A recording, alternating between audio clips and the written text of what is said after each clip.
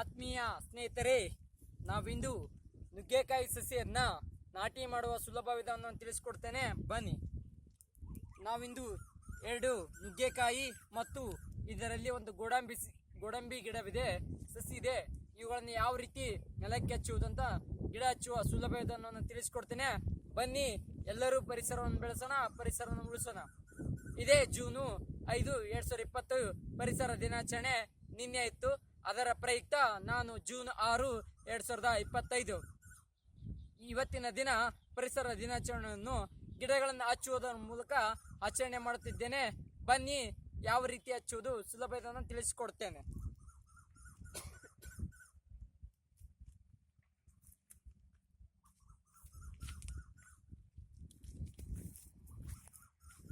ಮೊದಲು ಸಣ್ಣ ಪ್ರಮಾಣದ ಒಂದು ಪಾತಿಯನ್ನ ಮಾಡಿಕೊಳ್ಳಬೇಕು. ಪಾತಿ ಎಂದರೆ ಗುಂಡಿ.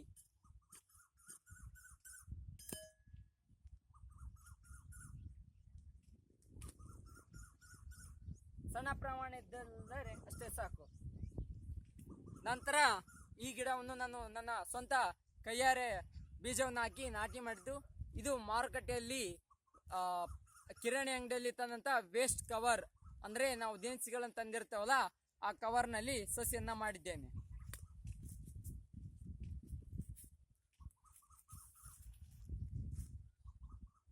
ಬನ್ನಿ ಹಚ್ಚೋಣ. ಸ್ವಲ್ಪ ಮಣ್ಣನ್ನು ಹಾಕಿ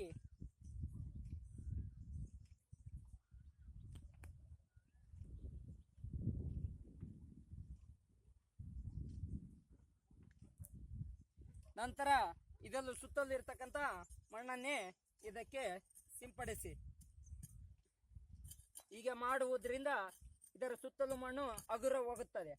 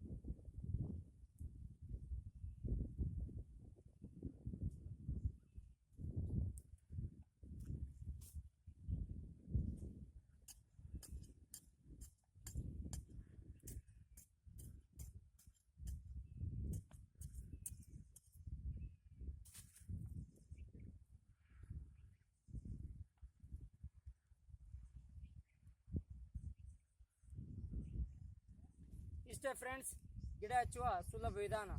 ನಂತರ ಇದಕ್ಕೆ ಒಂದು ಕೊಡ ನೀರನ್ನು ಹಾಕಿದರೆ ಮುಗಿಯಿತು.